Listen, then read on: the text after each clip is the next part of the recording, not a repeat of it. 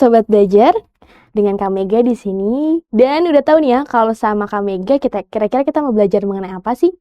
Kak Mega akan ngajak Sobat Belajar di rumah untuk sama-sama kita mempelajari materi dalam pelajaran ekonomi nih. Penasaran gak sih kira-kira apa materi yang akan dibawakan atau apa materi yang akan disampaikan oleh Kak Mega pada kesempatan kali ini? Kak Mega punya ilustrasi nih. Ada beberapa orang yang sedang semacam bekerja sama gitu. Nah, ini juga berlaku nih ya Sobat Belajar di kehidupan kita sehari-hari. Karena kalau kita melakukan atau bekerja sama gitu, maka pekerjaan yang akan kita lakukan pun akan jadi semakin cepat selesainya dan semakin mudah. Misalkan nih, Sobat Belajar punya banyak tugas dari gurunya. Dan ternyata guru dari Sobat Belajar itu menginstruksikan tugas itu dilakukan secara berkelompok atau secara bersama-sama. Maka apa yang akan Sobat Belajar lakukan? Sobat Belajar pasti akan membagi job desk atau pekerjaan masing-masing ya ke setiap anggota kelompok. Misalkan, tugas yang diberikan oleh guru yaitu membuat atau mencari materi dan nanti akan dibentuk atau diilustrasikan dalam sebuah PowerPoint gitu. Nah, maka nanti hal yang harus Sobat Belajar lakukan membagi-bagi tugas ya atau job desk kepada setiap anggota agar anggota tersebut itu mendapatkan jatah pekerjaan yang sama. Tapi sama di sini itu dalam artian tanggung jawabnya itu sama. Mereka semua harus melakukan pekerjaan yang serupa dan memiliki tanggung jawab yang sama juga. Nah, karena melakukan pekerjaan secara bersama-sama itu lebih mudah, maka kalau kita melakukan pekerjaan secara bersama-sama itu akan jadi lebih menyenangkan dan bersama kita kuat. Kira-kira prinsip bersama kita kuat ini berlaku nggak sih dalam kegiatan perekonomian Kak Mega? Tentu berlaku dong. Makanya nih Kak Mega pada kesempatan kali ini akan ngajak Sobat Belajar untuk sama-sama kita membahas mengenai sebuah lembaga dalam perekonomian yang menjunjung tinggi namanya kebersamaan atau kekeluargaan. Penasaran gak sih kira-kira lembaga apa ya itu? Atau bagaimana gitu ya sejarah dari perkembangan lembaga tersebut? Sobat Belajar, disimak ya sesi live class bareng Kak Mega sampai akhir. Nanti kita akan menjawab nih sama-sama pertanyaan kita di awal nih. Sobat Belajar, karena belajar sekarang mudah, ayo belajar! Jangan lupa belajar, karena sekarang belajar itu mudah. Ayo belajar! Nah, Sobat Belajar, tadi Kak Mega sudah menjelaskan ya, kalau ternyata bersama itu kita bisa kuat, bersama itu kita bisa hebat. Nah, ini prinsip bersama kita hebat atau bersama kita kuat ini berlaku dalam sebuah lembaga di dalam perekonomian Indonesia. Kira-kira lembaga apa ya? Kalau pada pertemuan atau live class sebelum-sebelumnya nih ya sama Kak Mega sempat membahas mengenai badan usaha yang ada di Indonesia. Nah, ini mirip-mirip nih sama badan usaha tersebut, tetapi beda pada asas atau prinsipnya. Kalau pada badan usaha itu menerapkan prinsip mencari keuntungan gitu, tetapi pada lembaga ini prinsip yang dipakai yaitu prinsip atau asas kebersamaan dan kekeluargaan. Kira-kira apa ya? Tapi sebelum masuk ke materi nih, Kak Mega mau ngajak Sobat Belajar untuk senyum dan semangat dulu yuk. Supaya apa? Supaya info atau materi yang akan Kak Mega sampaikan nih kepada Sobat Belajar bisa diserap dengan baik. Karena kalau mood dan semangatnya terjaga, ketika Sobat Belajar melakukan apapun kegiatan atau apapun aktivitas itu akan terasa lebih menyenangkan ya. Kak Mega punya quotes nih Sobat Belajar. Quotes-nya dari Bobby Anser. Bunyinya, sukses adalah saat persiapan dan kesempatan bertemu. Nah, Sobat Belajar, jadi kalau misalkan Sobat Belajar ingin mendapatkan atau mencapai titik kesuksesan, berarti kondisi kesuksesan itu adalah kondisi di mana persiapannya Sobat Belajar nih, segala perencanaan dari A sampai Z-nya itu dirasa sudah cukup matang, dan kemudian ada kesempatan juga. Nah, ini diaplikasikan atau bisa diterapkan dalam kegiatan Sobat Belajar saat belajar juga nih ya. Mungkin Sobat Belajar mempersiapkan untuk menyambut ujian gitu ya, ujian kenaikan kelas atau ujian akhir semester. Di mana ujian tersebut yang menentukan nih Sobat Belajar bisa lulus atau bisa nggak sih naik ke level atau tingkat selanjutnya gitu.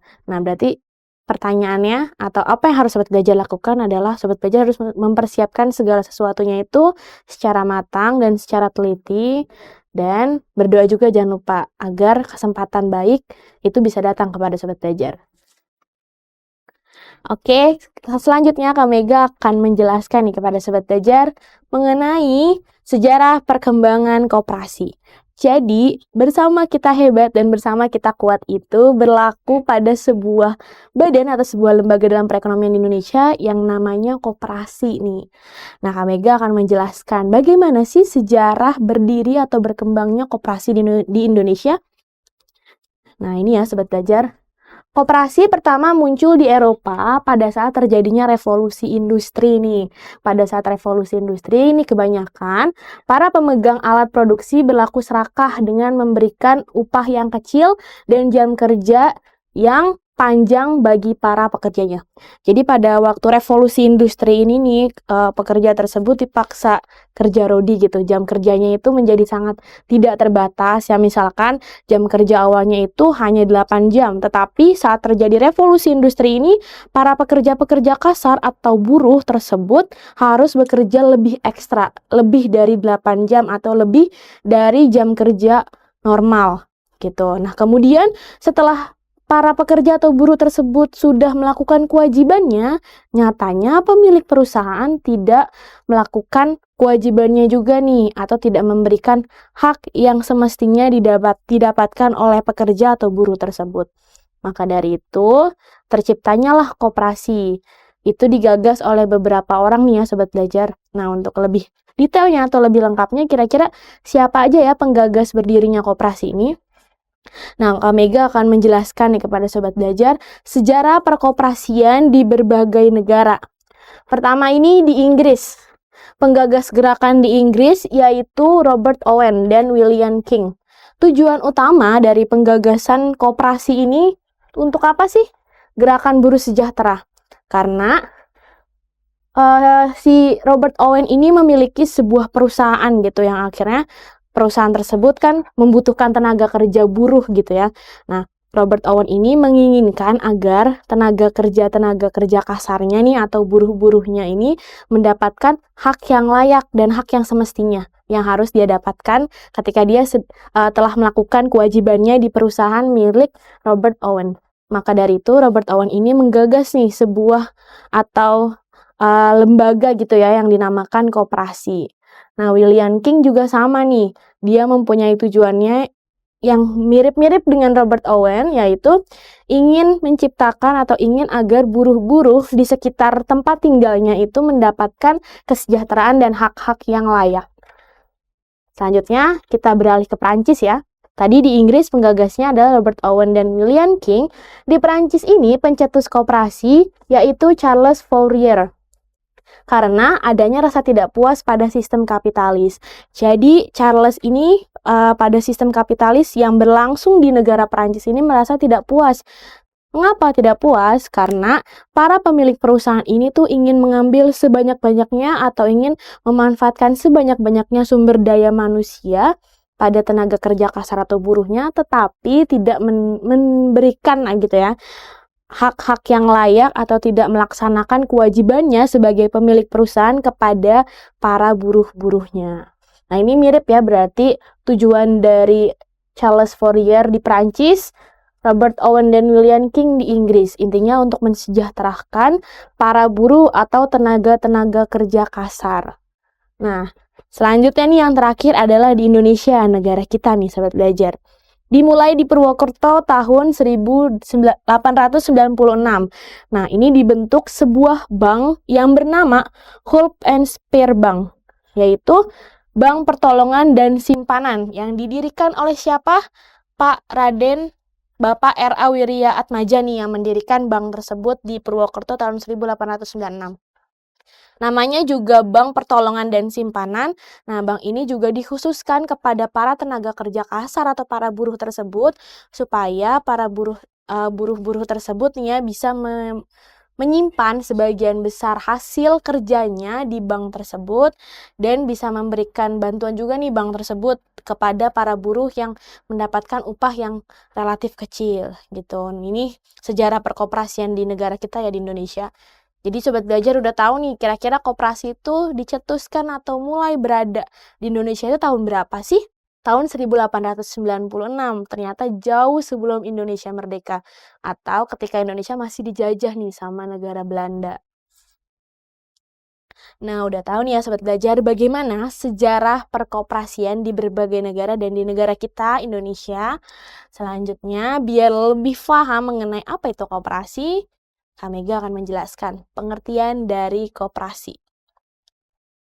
Jadi, koperasi adalah suatu badan usaha yang melakukan kegiatan perekonomian berdasarkan asas-asas kekeluargaan dan sebagai salah satu bentuk gerakan ekonomi rakyat. Nah, ini ya kita garis bawahi. Yang membedakan koperasi dengan berbagai badan usaha yang ada di Indonesia, BUMN, BUMD maupun BUMS adalah koperasi di sini menggunakan asas-asas kekeluargaan nih ya Sobat Belajar. Ini kita garis bawahi. Mungkin kalau berbagai badan usaha yang lain gitu seperti BUMN, BUMD ataupun BUMS ini menggunakan prinsip mencari laba atau keuntungan, tetapi berbeda nih dengan koperasi. Ini yang menjadi ciri khas koperasi adalah asas kekeluargaan. Nah, dia ini sebagai salah satu bentuk gerakan ekonomi rakyat juga yang dalam artian nih kita garis bawahi ya. Ekonomi rakyat ini maksudnya tuh apa sih Kak Mega? Jadi ekonomi rakyat ini ekonomi atau kegiatan perekonomian yang ditujukan untuk mensejahterakan rakyat-rakyat kecil. Jadi harapannya apa nih kalau ada ekonomi rakyat ini? Supaya terciptanya keadilan sosial. Nah, yang tertuang dalam sila-sila di Pancasila ya, khususnya sila kelima, keadilan sosial bagi rakyat Indonesia. Maka diciptakannya sebuah badan usaha yang dinamakan koperasi. Selanjutnya nih, kita beralih untuk membahas mengenai bagaimana karakteristik dalam koperasi ya. Ada 5 karakteristik dalam koperasi atau ciri-ciri sebuah koperasi nih Sobat Belajar. Karakteristik atau ciri-ciri pertama koperasi yaitu dimiliki oleh anggota yang memiliki tujuan yang sama. Jadi, koperasi ini didirikan oleh beberapa orang. Nah, orang-orang tersebut itu masuk ke kategori yang namanya anggota. Nah, anggota-anggota tersebut itu mempunyai sebuah tujuan atau sebuah goals yang sama, yang ingin sama-sama diwujudkan bersama juga, gitu ya. Ini yang membedakan koperasi dengan berbagai badan usaha milik negara, milik daerah, maupun milik swasta yang ada di Indonesia. Karena kalau badan usaha itu kan pendiriannya itu memang dilakukan oleh 2 atau lebih orang ya, gitu, 2 atau beberapa banyak orang, tetapi bedanya dengan koperasi ini, orang-orang yang mendirikan koperasi tersebut dinamakan anggota. Dan kalau bedanya dengan badan usaha pasti beda ya, kalau badan usaha itu pendirinya disebutnya pendiri, tapi kalau koperasi ini disebutnya anggota. Selanjutnya, karakteristik atau ciri-ciri yang kedua. Koperasi didirikan dan dikembangkan berlandaskan nilai-nilai percaya diri. Nah, ini juga menjadi salah satu ciri-ciri yang wajib gitu, yang harus ada di setiap koperasi. Nah, karena koperasi itu mempunyai suatu tujuan atau suatu goals yang sama nih, yang dimiliki oleh keseluruh anggota-anggotanya, maka setiap anggota tersebut juga harus memiliki nilai percaya diri yang penuh. Bagaimana akhirnya bisa mengelola kegiatan-kegiatan koperasi tersebut, supaya koperasi tersebut bisa mencari atau mendapatkan keuntungan. Karena kalau misalkan koperasinya dapat keuntungan, ya nanti keuntungan juga akan lari kepada anggota-anggotanya ya. Selanjutnya yang ketiga, koperasi didirikan, dimodali, dibiayai, diatur, dan diawasi oleh anggotanya. Ini juga yang menjadi salah satu pembeda yang terlihat gitu antara koperasi dengan badan usaha yang lainnya yang ada di Indonesia. Nah, ini keseluruhan kegiatan operasional koperasi ini dilakukan oleh anggotanya. Kalau badan usaha itu kan mungkin pada jenis atau bentuk badan usaha yang berbentuk PT atau perseroan terbatas, modalnya itu kan bisa didapatkan dari pihak ketiga ya. Nah, dari penyertaan saham tuh kalau di PT. Tapi kalau di firma atau CV kan beda atau lain cerita lagi ya. Itu memang didapatkan dari salah satu anggotanya, tetapi anggota tersebut yang menyetorkan dana belum tentu ikut menjalankan kegiatan-kegiatan operasional badan usaha tersebut. Nah, kalau bedanya dengan koperasi nih, anggotanya tersebut memberikan modal, membiayai, mendirikan, dan melakukan kegiatan operasionalnya. Jadi semua kegiatan dari pelaksanaan sampai tahap evaluasi itu harus dilakukan bersama-sama oleh seluruh anggota. Jadi intinya seluruh anggota koperasi ini mendapatkan jatah tanggung jawabnya yang sama, nggak ada yang dibeda-beda ini anggota satu dengan anggota yang lainnya. Nggak ada istilah privilege atau hak istimewa ya yang dimiliki oleh anggota koperasi. Karena sekali lagi koperasi ini melakukan kegiatannya berdasarkan asas kekeluargaan atau asas gotong royong. Selanjutnya, karakteristik atau ciri-ciri yang keempat, yaitu tugas pokoknya adalah menunjang kepentingan ekonomi anggota. Nah, ini hal yang penting juga nih. Koperasi ini harus bisa menunjang kepentingan anggota. Kenapa sih Kak, kok anggotanya yang diutamakan ya dalam koperasi ini? Ya lagi-lagi nih kita lihat pada karakteristik atau ciri-ciri yang ketiga. Keseluruhan kegiatan operasional dari tahap perencanaan sampai evaluasi itu kan dilakukan oleh anggota ya. Nggak ada pihak ketiga nih yang turut serta atau ikut campur dalam kegiatan operasional koperasi. Maka dari itu, tujuan utamanya juga harus bisa mensejahterakan anggotanya. Dan segala keuntungan yang didapatkan oleh koperasi tersebut dibagi-bagikan kepada semua anggota dengan porsi atau bagian yang sama. Dan karakteristik yang terakhir atau ciri-ciri yang kelima, kelebihan pelayanannya dapat digunakan oleh non-anggota. Nah, ini bisa nih dirasakan oleh orang-orang yang bukan termasuk dalam anggota koperasi. Apabila ada kelebihan gitu, misalkan koperasi itu mendapatkan keuntungan yang fantastis gitu jumlahnya. Setelah dibagi-bagi rata oleh anggota, ada lebih nih keuntungan tersebut. Nah, kira-kira nanti setiap anggotanya atau semua anggotanya ini sepakat nggak ya, keuntungan tersebut akan dibagikan kepada orang lain atau non-anggota dalam koperasi tersebut. Bisa ya kondisinya asal ada kesepakatan yang terjadi pada semua anggota koperasi. Nah, ini kira-kira karakteristik dan ciri-ciri koperasi nih. Gimana Sobat Belajar, udah kebayang belum nih mengenai koperasi itu seperti apa sih pelaksanaannya, perencanaannya, bahkan sampai tahap evaluasinya gitu. Jadi kalau koperasi ini ada sebutan namanya anggota ya. Semua kegiatan operasionalnya itu ya udah dikelola oleh anggota tersebut atau para pendirinya dan dibagi-bagikan tanggung jawabnya itu dengan porsi atau sesuatu yang sama gitu. Jadi nggak ada timpang atau nggak ada yang nggak balance gitu. Jadi semuanya tuh harus seimbang atau balance. Selanjutnya, Amega akan ngajak Sobat Belajar untuk membahas mengenai landasan dan asas koperasi. Nah, ini penting banget nih Sobat Belajar. Apa sih Kak asas dalam koperasi dan apa aja juga nih landasan-landasan dalam kegiatan koperasi? Asas koperasi yaitu asas kekeluargaan. Dalam melaksanakan kegiatannya, koperasi berdasar atas asas kekeluargaan. Sesuai dengan asas tersebut, dalam melakukan kegiatan usahanya, koperasi harus mementingkan kebersamaan. Nah, ini hal yang patut banget harus dilakukan gitu, yang wajib banget fardu ain harus dilakukan oleh semua anggota koperasi. Nah, Sobat Belajar gimana nih, tertarik gak untuk menjadi anggota dalam sebuah koperasi? Intinya enaknya nih kalau koperasi ini ya, segala keuntungan maupun kerugian itu pasti ditanggung bersama ya, atau dipikul beramai-ramai karena namanya juga asas kekeluargaan atau asas kebersamaan. Kalau misalkan koperasinya mendapatkan untung, ya udah keuntungannya dibagi rata kepada semua anggota koperasinya. Enak dong ya. Tapi nggak hanya mikirin yang enak-enak atau yang positif-positifnya aja nih. Ketika koperasi tersebut ini terlilit hutang atau terlilit pinjaman gitu ya, punya pinjaman kepada beberapa pihak ketiga atau instansi-instansi lain, siapa yang bertanggung jawab untuk melunasi?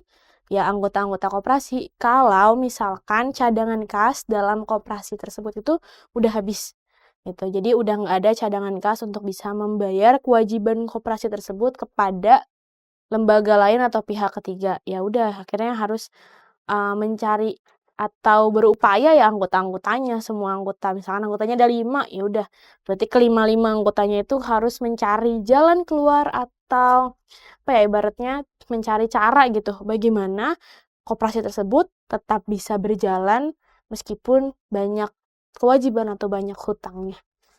Nah, tapi intinya tuh tadi ya, meskipun segala hal-hal yang negatif harus dipikul bersama, tapi positifnya juga tetap harus dipikul bersama. Namanya juga asas kekeluargaan atau asas kebersamaan. Senang dan susahnya harus dirasakan bareng-bareng nih.